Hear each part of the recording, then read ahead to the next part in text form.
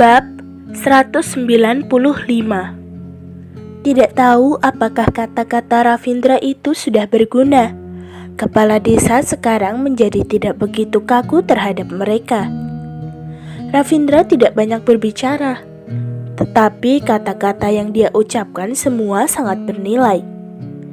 Benar, buat Provinsi Y, meskipun Kabupaten Trenggiling adalah desa yang memiliki nilai arkeologis yang tinggi, tapi jangan lupa sebenarnya masih ada banyak desa seperti itu di Provinsi Y. Mengorbankan sebuah desa yang bukan satu-satunya situs bersejarah dengan imbalan triliunan setiap tahunnya, pemimpin manapun juga pasti akan memilih untuk mengorbankan desa ini. Keluargamu memiliki sistem militer dan politik, tetapi ia tidak akan secara langsung campur tangan dalam urusan lokal. Terutama ayah Vincent, dia adalah ketua militer di Provinsi Y. Ini lebih tidak usah dibahas lagi. Jadi, kepala Kabupaten Trenggiling pun mengerti tentang satu hal. Ada uang, ada kekuatan. Siapa suruh dia punya uang? Apa yang dikatakan Ravindra sama sekali tidak ada salah. Dia sudah memiliki kekayaan dan kedudukan yang orang lain inginkan di hidup mereka. Pada saat di meja makan, kepala desa pun melayani dengan sangat teliti. Tidak peduli Ravindra atau Vincent, jangan berani membuat kesalahan terhadap mereka berdua. Dua orang ini hanya dengan mereka mengangkat tangan mereka, Kabupaten Trenggiling bisa jadi tidak bisa dikembalikan lagi. Dulu kenapa keluarga Yun bisa melindungi Kabupaten Trenggiling? Karena pada saat itu, karena ada hubungannya dengan pengadilan Sing. Pada saat itu, mereka mau menyatukan budaya Han dan budaya bagian selatan. Dan pada saat itu, keluarga Yun adalah bagian dari budaya selatan. Jadi pada saat itu, pengadilan King pun mau tidak mau harus meminta bantuan pada keluarga Yun. Dan karena sudah ada hubungan ini, maka keluarga Yun baru mau melindungi desa Trenggiling. Buku sejarah yang disimpan oleh keluarga Yun, hanya saja mereka yang tidak mau bilang buku itu ada di mana. Walaupun kalau mereka sudah membongkar bumi ini, belum tentu mereka bisa menemukan buku itu. Lalu, ketika perang dalam negeri, karena letak Kabupaten Trenggiling yang sangat terpencil, jadi dia pun bisa selamat. Selama beberapa tahun ini, penduduk Kabupaten Trenggiling juga sedikit tidak mengerti. Jadi, ketika memulai, kepala desa baru bisa berkata seperti itu kepada Ravindra. Apakah dia adalah orang bisa tergerakkan? Karena memikirkan Isabel dan Vincent, dia sudah memiliki untuk tidak berantakan Kabupaten Trenggiling. Dia merasa ini sudah cukup. Isabel baru saja duduk. Di belakangnya sudah ada orang asisten yang membawakan kain untuk Isabel mengelap tangannya. Isabel pun mengelap tangannya sampai bersih. Kilap giok yang ada di pergelangan tangannya itu pun bergerak-gerak.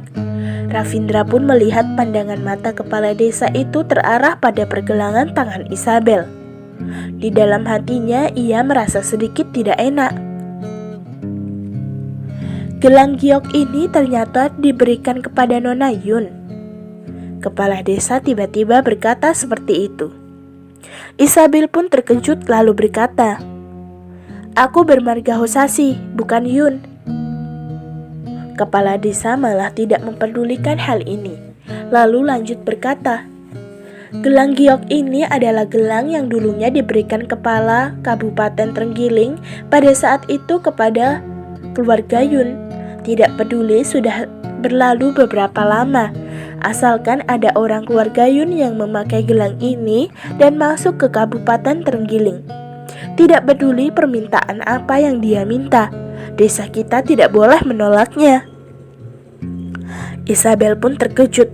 Dia menjulurkan tangannya dan melihat gelang yang ada di tangannya. Pada saat itu dia pikir Nyonya Yun hanya memberikan dia sebuah hadiah biasa. Tetapi dia tidak menyangka gelang ini ternyata... Pandangan mata Ravindra dan Vincent pun tertuju pada gelang yang ada di tangan Isabel. Gelang ini memang kelihatannya sudah tua dan tidak ada garis sama sekali. Kelihatannya sudah sangat tua. Dia sama sekali tidak menyangka gelang ini ada nilai yang begitu besar. Apakah ketika Ibu Yun memberikan gelang ini kepadanya, dia sudah menebak dia akan pergi ke Kabupaten Trenggiling? Setelah kepala desa selesai mengatakan kalimat ini, dia pun langsung mengubah topik dan mempersilahkan semua orang untuk makan. Isabel pun memulai makanan-makanan itu dengan lahap. Melihat Isabel yang memakannya dengan bahagia, senyuman di wajah kepala desa itu pun tampak semakin jelas. Buat Ravindra, ini adalah hal yang sangat sulit. Raisa sambil memakan sambil berkata kepada Isabel dengan suara kecil, "Kamu harus pikir baik-baik. Gelang kamu ini adalah sebuah janji. Kamu jangan sembarangan menggunakannya. Ini adalah masalah Ravindra dan Vincent. Jadi kamu jangan sembarangan menggunakannya." Pada saat itu, Isabel benar-benar ada kepikiran menggunakan gelang ini untuk menyelesaikan masalah itu. Kalau saja Ravindra dan Vincent tidak bisa menyelesaikan masalah kecil ini sendiri, ini sangat tidak biasa. Isabel pun menganggukkan kepalanya. Anak kepala desa itu, Satrio, terus melihat ke arah Raisa dengan penuh harapan. Raisa juga tidak ada cara lain dan dia pun membawa Satrio ke tempat yang lebih tenang dan memberitahukannya kalau dia tidak bisa pacaran dengan adiknya. Nama dan statusnya di dalam game itu sangat cool. Siapa sangka di kenyataan dia hanyalah anak kecil yang berusia 20 tahun. Aku sendiri sudah berusia 25 tahun. Isabel pun dengan perlahan berjalan ke arah sini. Pas sekali melihat Satrio yang berjalan dengan tatapan yang sedikit bimbang dan sedih. Lalu ia melihat Raisa yang berdiri di sana tanpa ekspresi apa-apa.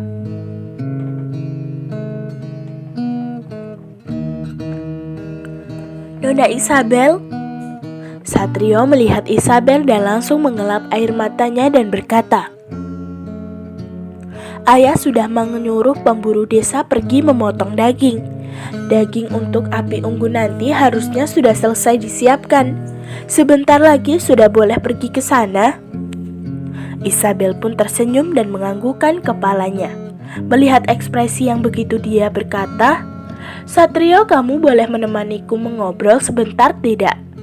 Aku pas sekali merasa bosan." Isabel tahu tulang orang di desa ini agak kecil. Laki-laki di sini sangat jarang ada yang lebih dari 170 cm. Perempuan jarang ada yang di atas 160 cm. Jadi, kalau buat orang di desa ini, Satrio tidak termaksud pendek. Tidak tahu kenapa, Isabel ada perasaan aneh untuk Kabupaten Trenggiling. Tetapi dia sendiri juga tidak jelas. Ini adalah pertama kalinya dia datang.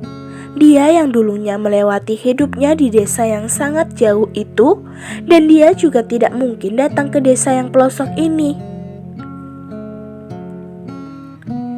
Nona Isabel cantik sekali. Di dalam otak Satrio hanya tersisa kalimat itu. "Satrio, kamu pernah bertemu dengan Sasha tidak?" Isabel bertanya. Satrio menggelengkan kepala lalu berkata, "Aku tidak pernah berjumpa dengannya, tetapi ayahku pernah bertemu dengannya. Keenam kepala suku juga pernah.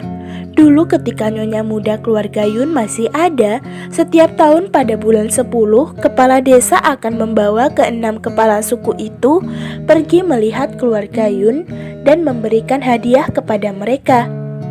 Ayahku bilang, dia pernah melihat nona muda keluar gayung dari kejauhan.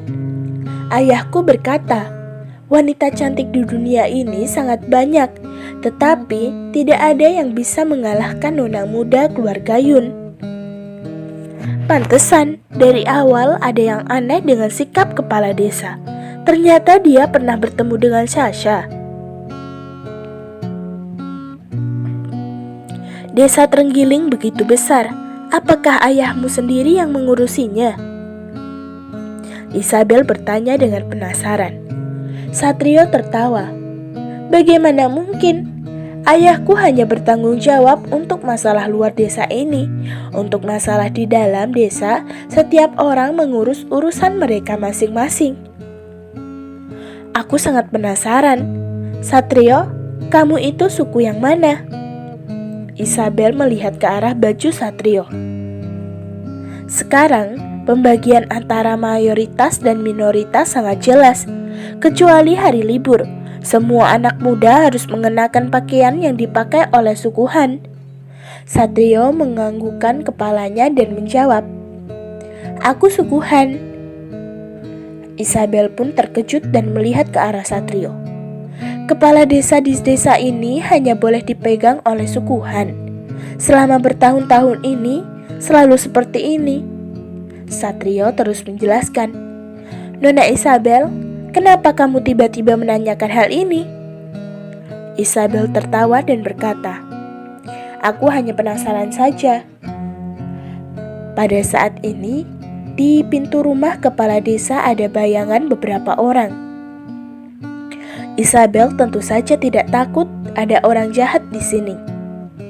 Kabupaten Trenggiling begitu solid untuk melawan orang luar. Orang luar yang tidak mendapatkan izin sangat sulit bisa masuk ke dalam sini. Tadi, ketika Isabel berjalan ke sini, dia sudah menerima tidak sedikit hadiah dari penduduk desa. Kalau dia beneran mau tahu seberapa besar Kabupaten Trenggiling, maka dia sendiri pasti tidak sempat menerima hadiah dari kedudukan desa lagi. Ternyata, hanya selang beberapa waktu, bodyguard yang biasa bersama dengan Isabel pun datang dan memberitahukannya.